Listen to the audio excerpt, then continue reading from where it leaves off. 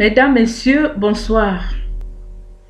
Comme d'habitude, je suis très content de vous retrouver devant cette vidéo aujourd'hui. La plupart d'entre vous ont déjà visualisé le tome 1 et 2 du mariage.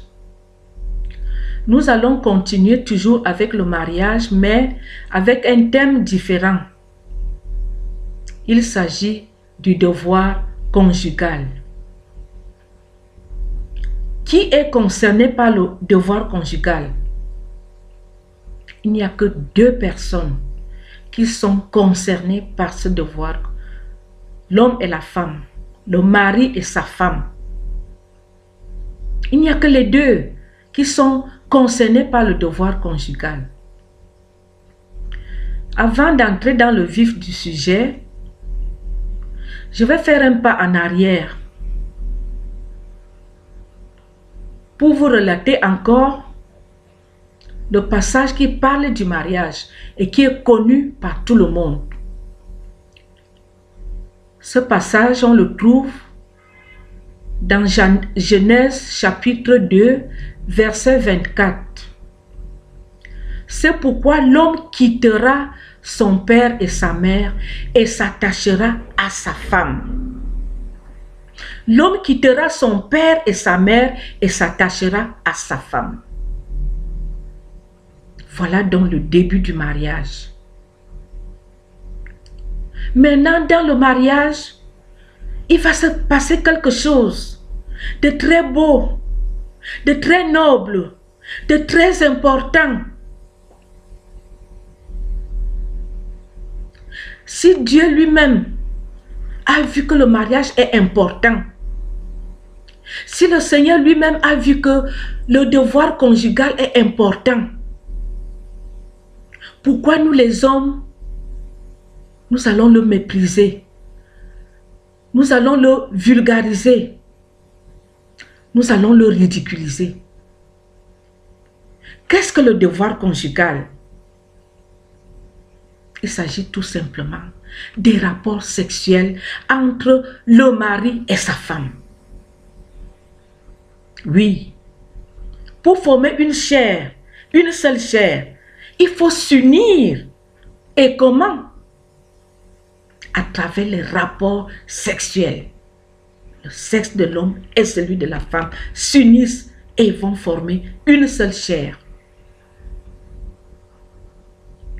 Il y a près de 25 passages bibliques qui parlent du mariage et du devoir conjugal. Si vous voulez, je vais prendre la peine de vous envoyer tous ces passages sur YouTube, sur Facebook ou sur vos WhatsApp. J'ai choisi uniquement 2 passages pour vous lire, afin que vous compreniez l'importance du devoir conjugal. Nous commençons par 1 Corinthiens, chapitre 7, du verset 2 au verset 5. Toutefois, pour éviter l'impudicité, que chacun ait sa femme, et que chaque homme et que chaque femme ait son mari. Que chacun ait sa femme et que chaque femme ait son mari. Que le mari rende à sa femme ce qu'il lui doit et que la femme agisse de même envers son mari. La femme n'a pas autorité sur son propre corps, mais c'est le mari. Et pareillement, le mari n'a pas autorité sur son propre corps, mais c'est la femme. Ne vous privez point l'un de l'autre, si ce n'est d'un commun accord pour un temps, afin de vaquer à la prière. Puis, retournez ensemble, de peur que Satan ne vous tente par votre incontinence. Parole du Seigneur. Nous passons maintenant au chapitre, au deuxième passage biblique qui se trouve dans Hébreux, chapitre 13, verset 4. Il est écrit que le mariage soit honoré de tous et le lit conjugal exempt de souillure,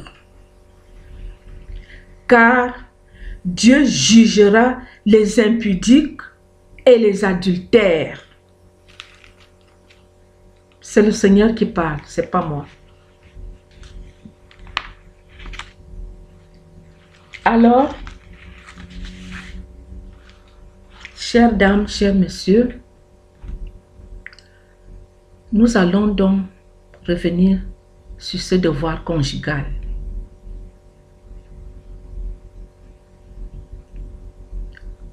Je vais commencer par les hommes.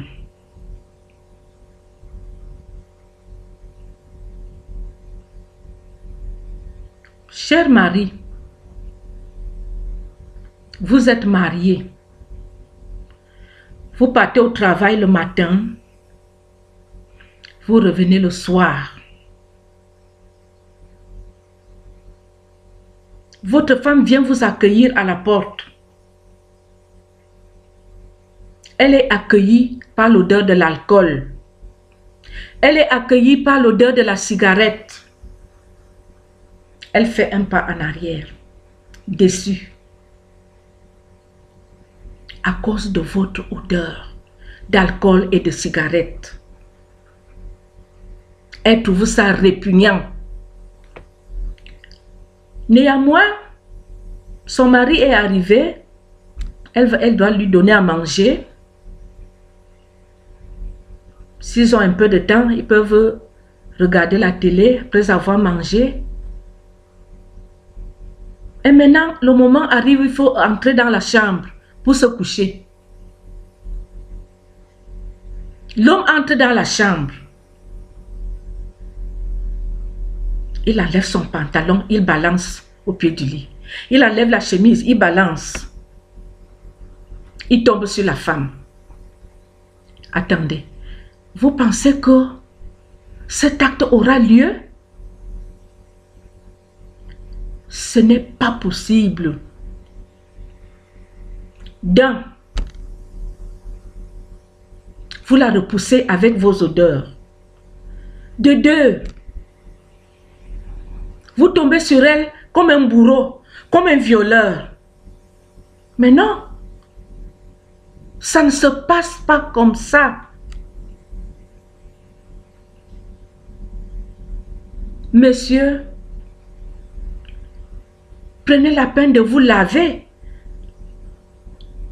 pour enlever vos odeurs. L'odeur de l'alcool se répand dans tout le corps.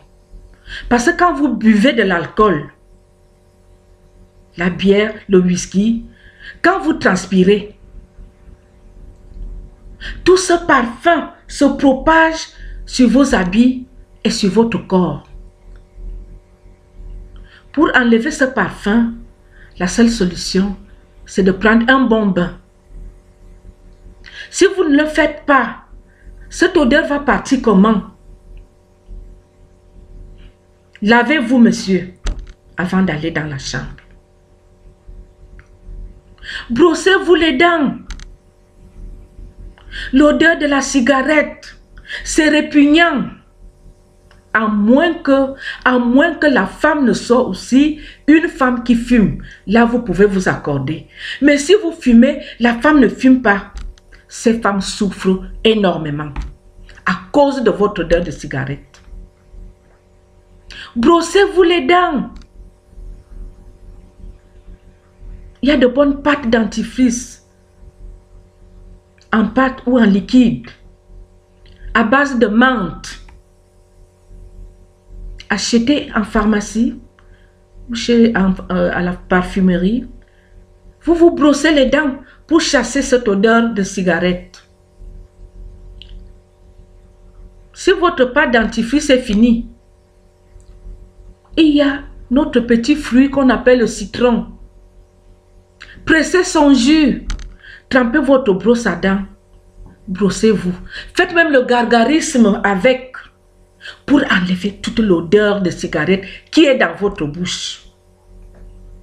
Pour mettre quand même madame à l'aise. Brossez-vous les dents. Lavez-vous. Nous revenons sur la toilette. Vous vous êtes lavé le corps. Vous vous êtes brossé les dents. Il y a une autre partie du corps de l'homme qui est tellement négligée. Les aisselles. Les aisselles. Il y a des hommes. S'ils enlèvent une chemise devant vous ou un t-shirt, vous allez fuir. Parce que les poils des aisselles sont devenus jaunes, marrons, à cause de la crasse, à cause de la saleté. Mais coupez-les. Coupez les poils des aisselles. Coupez-les. Qu'est-ce que vous faites avec? Coupez-les. Prenez encore ce citron. Nettoyez, nettoyez, nettoyez. Le citron va enlever toute cette crasse. Et vos poils vont rester propres et l'odeur va partir. Le citron est très puissant pour supprimer les odeurs. Nettoyez vos aisselles. Madame va se coucher où? Vous avez oublié que vous devez la couver le soir? Nettoyez vos aisselles. Mettez un peu de parfum.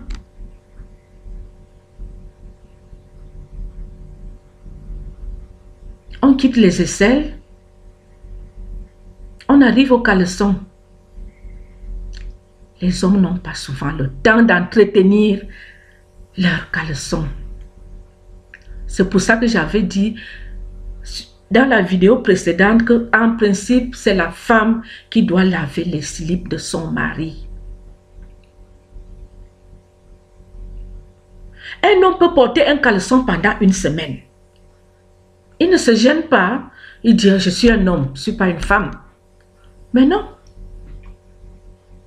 Les slips d'hommes se changent aussi. Il faut les changer. Restez propre à tous les niveaux. On va au pied. Les hommes qui portent les tennis. Les hommes qui portent les chaussures fermées. Ça dégage une odeur. Surtout dans nos pays d'Afrique où il fait chaud. Quand vous portez une paire de tennis, quand vous l'enlevez, déposez-la là où il y a un peu de rayon de soleil pour que ça sèche. Si les chaussettes sont déjà sales, jetez-les dans le panier à linge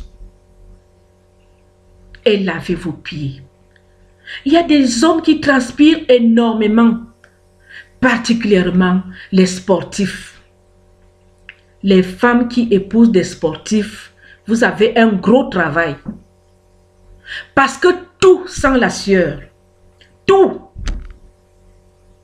Chemise, t-shirt, les tenues de sport, le caleçon, les chaussettes, tout sent la sueur.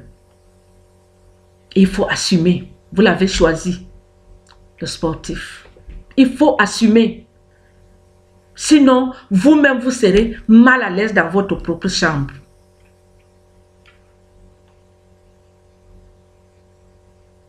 Marie, lavez vos pieds. Changez de caleçon. Lavez votre corps. Nettoyez les aisselles. Brossez les dents. Pour accueillir madame le soir. Avec une petite touche de parfum, sans motif. Maintenant, On quitte le niveau toilette, on va dans la chambre, sur le lit. Il y a des hommes, selon les plaintes des femmes, qui ne sont pas patients.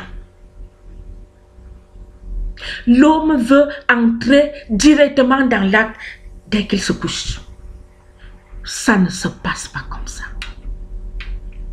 La femme a besoin d'être cajolée. La femme a besoin d'être chouchoutée. Dites-lui, ma chérie, je t'aime. Racontez-lui votre vie de la journée. Qu'est-ce que vous avez fait dans la journée? Gardez-la dans vos bras. Caressez-la. Et vous verrez que c'est peut-être elle qui sera la première à dire que moi je ne peux plus attendre. Mon chéri, je ne peux plus attendre.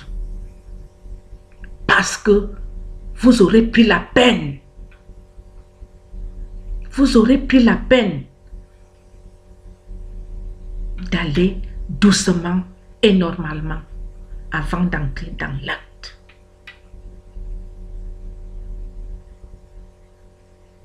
Ne violez pas votre femme.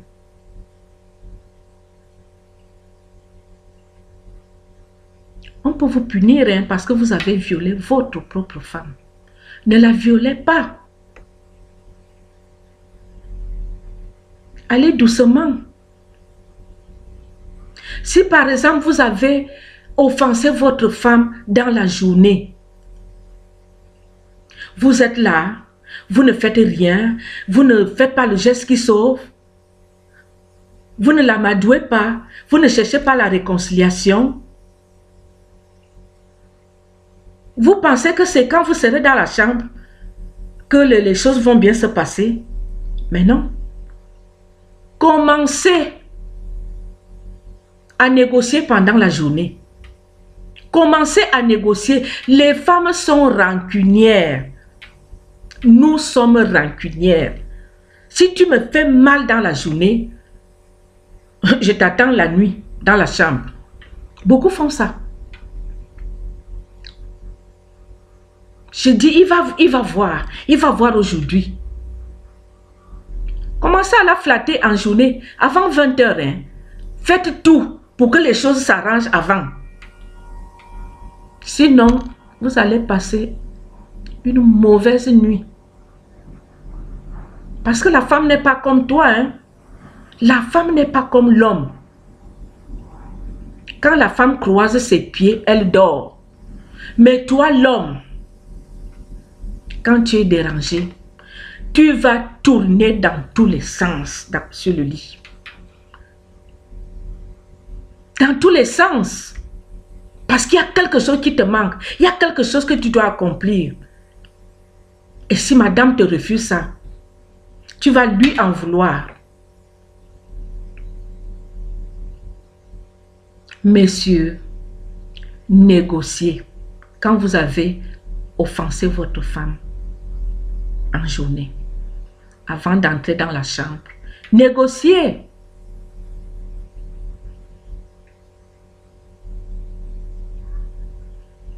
Il y a des hommes qui ne savent pas qu'ils peuvent acheter un petit parfum et offrir à madame. Achetez-lui le parfum que vous aimerez trouver sur son corps. Les parfums, il y en a pour toutes les bourses. Pour toutes les bourses. Que tu sois pauvre ou moyen ou riche, tu vas trouver le parfum qu'il faut. Et la femme est très sensible, elle comprend. Elle saura que mon mari n'a pas. C'est pour ça qu'il m'a apporté un parfum de 1000 francs. Si tu es ministre, tu apportes à ta femme un parfum de 2000, elle va dire, monsieur, ce n'est pas ce genre-là que je veux. Elle va te dire ça. Achète-lui un vrai parfum. Celui que tu aimerais trouver sur son corps. Et non sur le corps de la maîtresse du dehors. Non.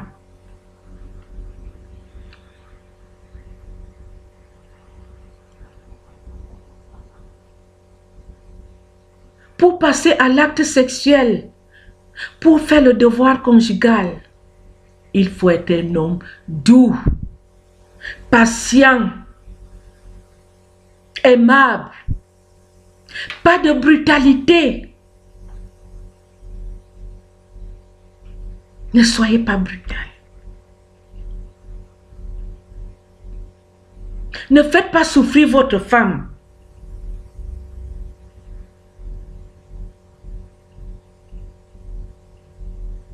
Posez votre acte avec amour. Avec amour. Que la femme ressente qu'il y a de l'amour dans ce que mon mari est en train de faire. Pas un acte qui va se passer pendant 2 secondes et tu fous le camp. Il y a beaucoup de femmes qui se plaignent. Beaucoup de femmes ne connaissent pas l'orgasme. Elles vont connaître comment si elles ont affaire à un homme qui fait à la va-vite.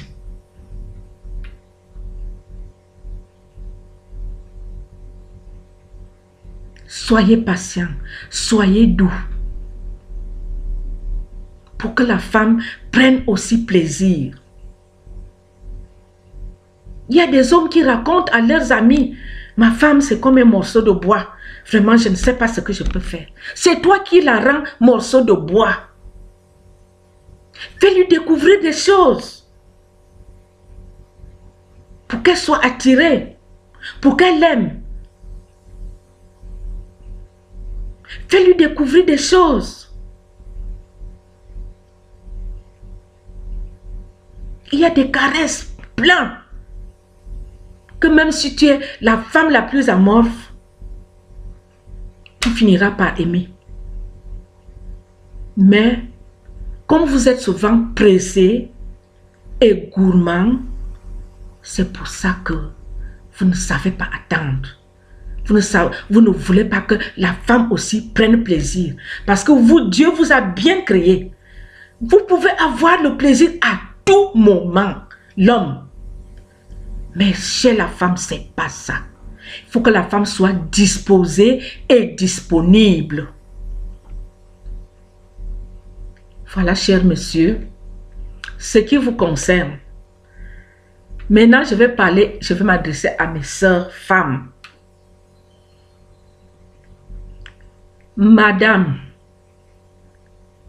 toi qui es mariée aujourd'hui à un homme, ton corps ne t'appartient pas. Il appartient à l'homme. Oui, la même chose, le corps de l'homme t'appartient. Mais ton corps, j'insiste beaucoup sur les femmes parce que nous les femmes, nous sommes sadiques.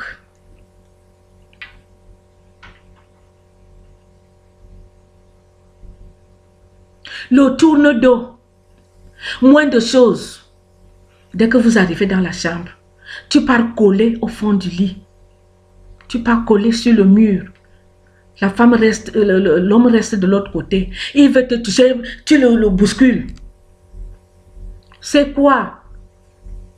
Ton corps lui appartient. C'est dans la Bible. Tu lui dois quelque chose. C'est une dette. Tu lui dois ça. Évitez le tourne-dos. Déjà qu'un couple ne doit pas aller au lit avec une colère. Faites tout pour arranger avant d'entrer dans la chambre. Ou bien avant d'aller au lit.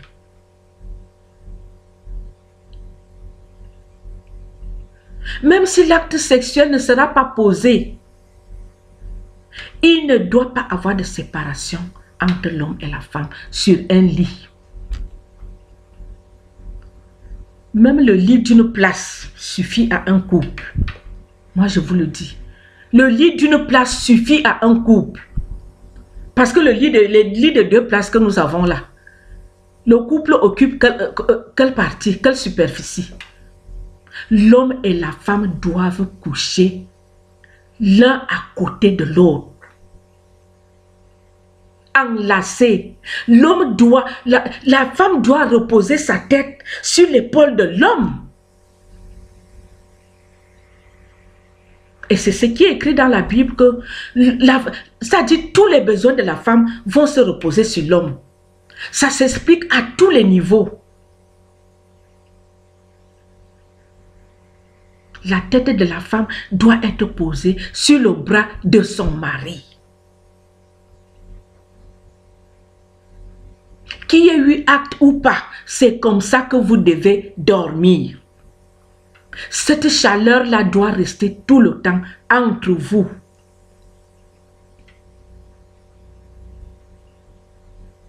Madame,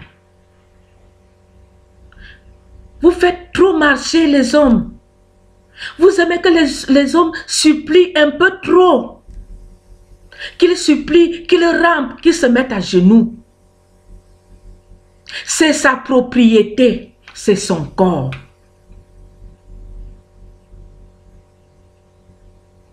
Et quand vous refusez aujourd'hui, vous refusez demain, vous refusez après-demain, il va partir dehors. Et après, qui va pleurer? Ce sera la faute à qui? Ne poussez pas vos maris dehors. Assumez votre devoir conjugal.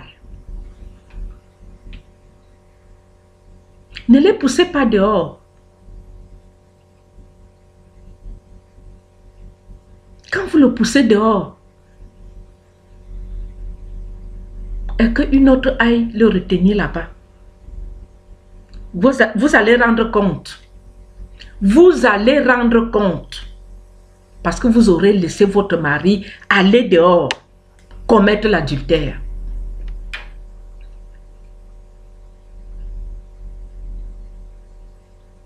Madame, évitez le tourne-dos. Gardez le tourne-face.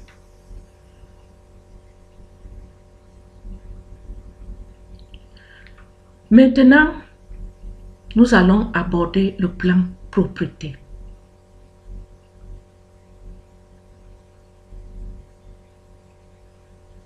Une femme, toute femme doit prendre son bain chaque soir.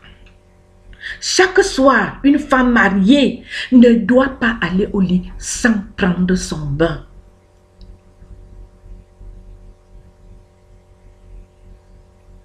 Madame, brossez-vous les dents pour avoir une bonne haleine. Parce que quand monsieur va vous embrasser et qu'il trouve une mauvaise haleine, il va fuir. La mauvaise haleine a fait fuir bien des hommes. Vous pouvez vérifier. Quand une femme a une mauvaise haleine, l'homme va fuir. Faites tout pour ne pas avoir une mauvaise haleine. Il y a tout ce qu'il faut dans les marchés. Je continue à vous parler du citron. Si vraiment vous reconnaissez que vous avez une mauvaise haleine, brossez-vous au citron. Pressez le jus de citron. Faites le gargarisme avec un jus de citron un peu tiède. Faites le gargarisme, que ça circule dans la gorge. La mauvaise haleine va partir.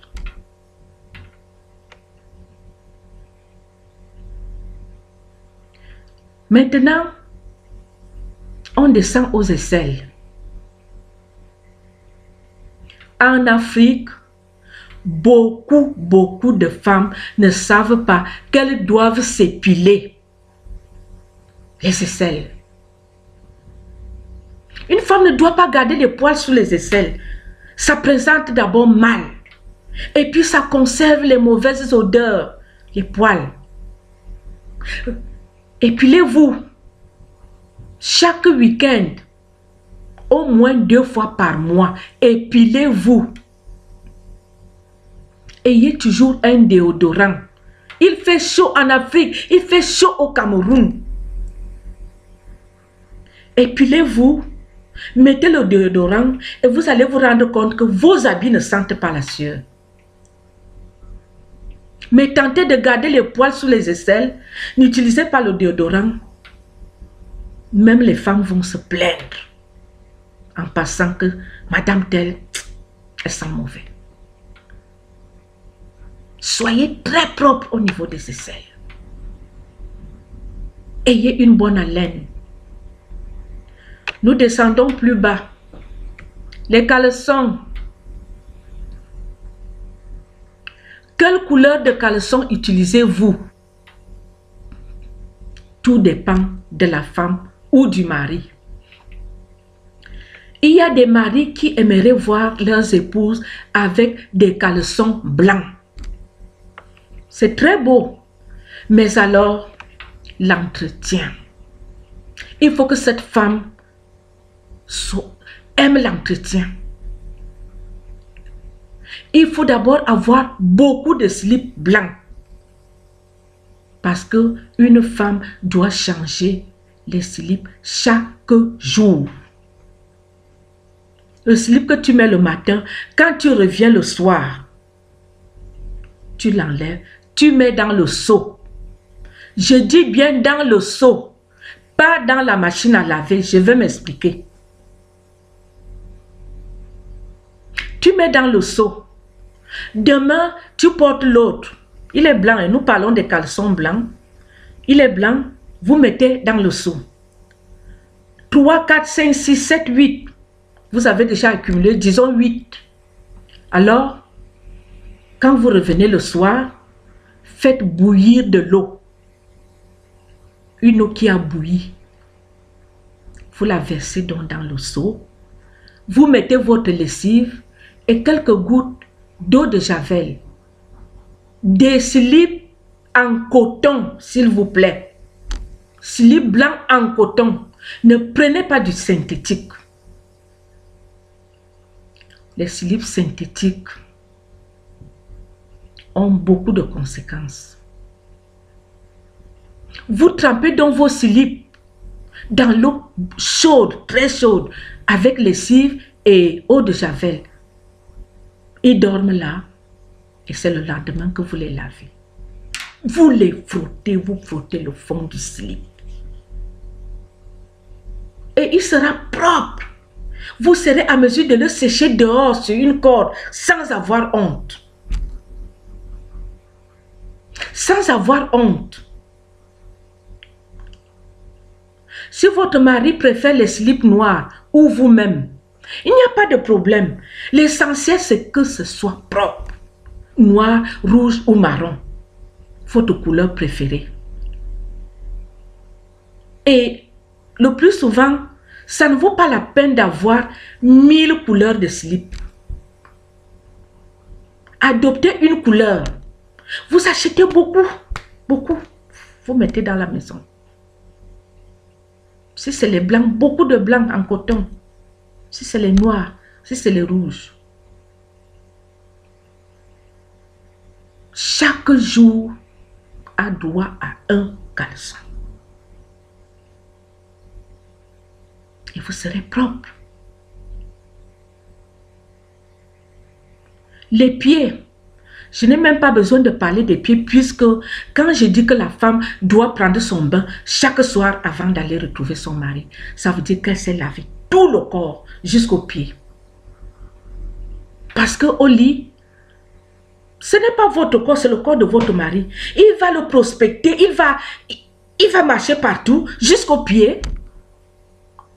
Et il faut que tout soit propre. Qu'il ne soit gêné nulle part. Si par exemple vous avez pris votre bain autour de 18 h, quand vous allez au lit à 21 h, 22 h, allez refaire votre petite toilette. Parce que ce qui est sûr, vous allez quand même faire pipi avant d'aller au lit. Après avoir fait pipi, vous partez dans la chambre. Non. Faites la petite toilette. Je n'ose pas parler des selles. Si vous faites les selles, encore plus. Faites votre toilette. Avant d'aller dans la chambre. Vous mettez le petit parfum que votre mari vous aura acheté. ou bien, s'il ne l'a pas acheté, vous-même, une femme doit sentir bon le soir quand elle se couche. Même l'eau de toilette, c'est toujours bien. Il y a des eaux de Cologne, il y a tout. Vous allez motiver votre mari.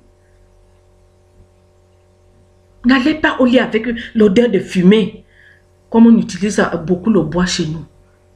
Une femme qui sent la fumée, une femme qui sent les bâtons de manioc, la pâte de bâton, elle doit se laver avant d'aller se coucher. Elle doit sentir bon. Par rapport à la propreté, je vais remonter un peu plus haut. Je vais parler de la tête. Avant, les femmes gardaient beaucoup les cheveux naturels. De nos jours, nous portons les perruques. Il y a des greffes, il y a des tissages, il y a des mèches. Et tout ça, beaucoup plus, c'est synthétique. Même quand on dit naturel, les mèches naturelles et tout ça, vous ne savez même pas d'où ça sort. On met seulement. Parce que ça nous plaît, parce que c'est beau. Mais sachez que une femme qui a fait son tissage et qui le garde pendant 1, 2, 3 mois par mesure économique, ça ne va plus. Cette tête-là a tous les parfums, sauf celui de la rose. Cette tête sent déjà mauvais.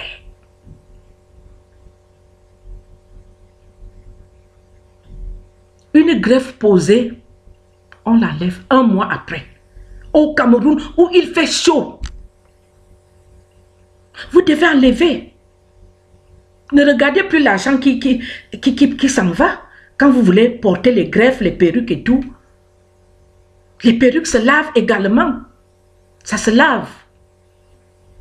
Donc, lavez vos têtes. Les hommes aiment bien, il y a des femmes qui sont gâtées, elles ont beaucoup de cheveux. Les hommes aiment bien caresser les cheveux et tout. Et ils aiment sentir l'odeur des cheveux de leurs épouses. Mais si ça sent mauvais, madame, monsieur sera indisposé. Même quand on garde les cheveux naturels,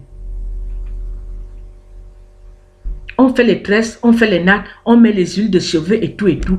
Quand tout ça se mélange à la sueur, il y a toujours une odeur qui se dégage. Lavez vos cheveux, lavez vos perruques. Ne gardez pas un tissage pendant plus d'1 mois. Les rastas, c'est un peu plus aéré, mais à un moment, vous-même, les rastas vont vous dire, allez m'enlever, allez m'enlever. Soyez propre sur tout votre corps. Nettoyez vos oreilles. Nettoyez partout. L'homme a besoin de découvrir son corps. C'est son corps.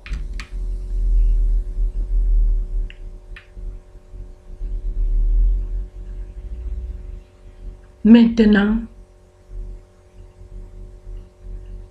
quand il faut aller à l'acte sexuel, mesdames, nous ne sommes plus autant de nos mamans. Il y avait des sujets tabous, des actes tabous. La femme attendait toujours que c'est l'homme qui demande. C'est l'homme qui demande, c'est l'homme qui demande. Après, on l'insulte qu'il est gourmand. Madame, fais aussi le premier pas ce soir. Fais le premier pas, montre à ton mari que tu l'aimes et que tu as besoin de lui. Pourquoi attendre que ce soit toujours lui? Vous êtes mariés. Vous êtes mariés. N'aie pas honte. N'aie pas honte de faire le premier pas ce soir. N'aie pas honte. C'est ton mari. Il n'y a pas 1000 façons de garder un homme. Les femmes qui utilisent les poudres, les herbes, machin, tout, ça ne vaut rien. Ça ne sert à rien. Voilà le secret pour garder un homme. La propreté. La bonne cuisine. Dans tous les cas, la cuisine n'entre pas dans ce passage. Dans ce thème. Faites le premier pas. Dites à monsieur qu'aujourd'hui, moi, je ne vais pas attendre vraiment. Eh oui. Évitez l'adultère, mesdames. Nous sommes malheureuses parce que l'acte qu'un homme peut poser, toi la femme, tu poses le même acte. Tu es condamné et par le Dieu et par les hommes. Eh oui. Dieu a horreur du divorce. Mais la seule raison qu'il a donnée à l'homme et qui permet à l'homme de te répudier, de demander le divorce, c'est l'adultère. Va commettre l'adultère. Que ton mari sache, tu viendras me dire. Monsieur est parti en mission. Il y a beaucoup d'hommes qui vont en mission. Il y a d'autres qui sont des chauffeurs de camions, qui doivent aller loin. Il y en a qui font travailler dans les chantiers loin. Dès que l'homme tourne le dos, tu prends un autre, tu mets sur le lit conjugal. Le lit conjugal est sacré. Tu as péché contre le ciel et contre la terre. Faisons attention. Faut pas souiller le lit conjugal. C'est écrit dans Hébreux 13, verset 4. Lisez. Allez lire. Pas de vengeance. Parce que ton mari a une maîtresse dehors. Toi aussi, tu vas chercher un amant. C'est ton corps que tu souilles. C'est ta dignité que tu perds. Il n'y a pas de concurrence. On a beau parler d'égalité, ceci, cela. Il n'y a pas de concurrence entre l'homme et la femme. Sur ce plan, pratique, précisément. Sur ce plan, il n'y a pas de concurrence. Reste digne. Garde ton foyer. Protège ton lit conjugal. Madame, ta chambre est sacrée. Ne fais pas entrer n'importe qui dans ta chambre. Même ton amie, celle que tu crois laquelle est ton amie, ne la fais pas entrer dans ta chambre. Les amis tuent. Tu peux croire que c'est ton ami. Elle va d'abord regarder tout ce qui est dans la chambre.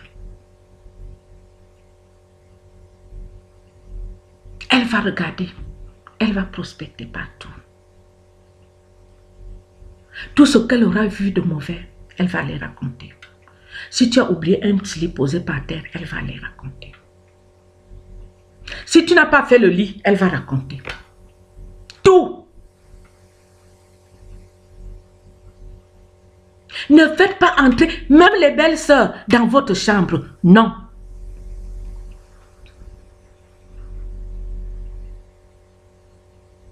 Vous ne savez pas ce qu'elles viendront déposer dans votre chambre. Protégez votre chambre, c'est un lieu sacré.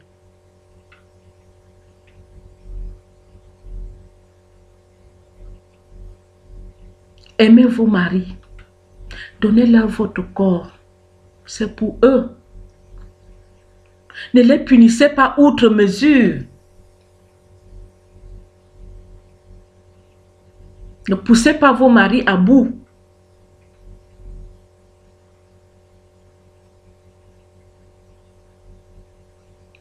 Mesdames, quand vous faites tout ce dont je viens de parler, c'est difficile que l'homme aille dehors. C'est difficile. Et parfois même, il va dehors, il va dire, ma femme n'est pas comme ça. Il revient.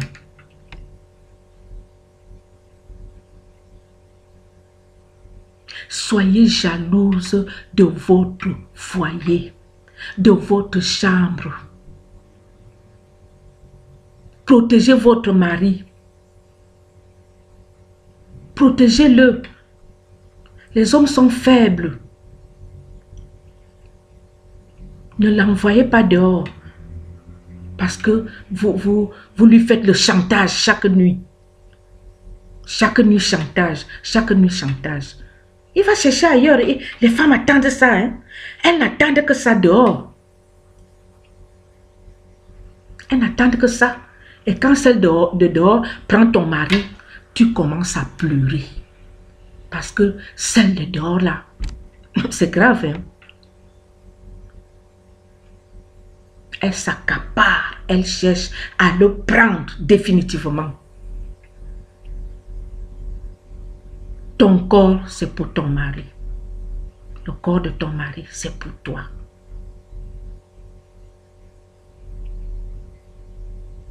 Voilà donc comment vous devez vivre avec vos maris. Voilà comment les hommes doivent vivre avec leurs femmes. Même les hommes, je peux revenir un peu là parce que les hommes, c'est eux qui ont même cette habitude d'amener des femmes sur le lit conjugal quand madame a voyagé. Franchement, ça c'est la haute trahison. La haute trahison.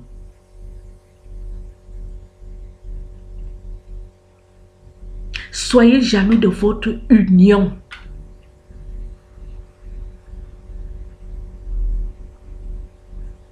L'homme quittera son père et sa mère et s'attachera à sa femme. Et les deux ne seront plus qu'une seule chair. Je vais m'arrêter là aujourd'hui avec l'espoir de nous retrouver dans les prochaines vidéos. Merci, au revoir.